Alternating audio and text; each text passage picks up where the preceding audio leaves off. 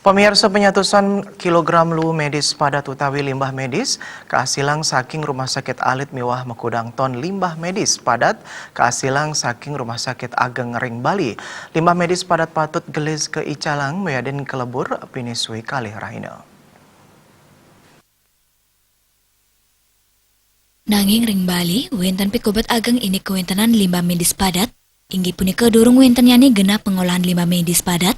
Sani Presiden nerima limbah medis saking 6 dasar langkungan Rumah Sakit RS Ring Bali. Napi malih ring masan pandemi COVID-19, limbah medis padat nincap kantos 50%.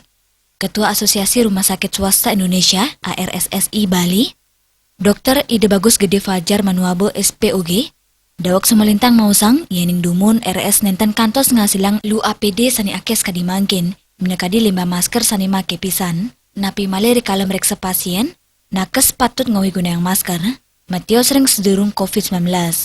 Investasi majeng pengolahan limbah medis padat jantan nenten muatang prabil ageng, sekadi ngwangun rumah sakit, nanging sejeroning angin alat pengolahan limbah muatang izin saking Kementerian Lingkungan Hidup, rumasuk sosialisasi majeng krama, ngawit warsa kali tali 16, baik katanyane sampun ngusulang mangda wenten genap pengolahan limbah medis Ring Bali, santukan limbah medis saking Rumah Sakit Ring Bali, selami puniki kekirim ke Bogor mangda kelebur. Citamaya Bali Pos Nguningayang.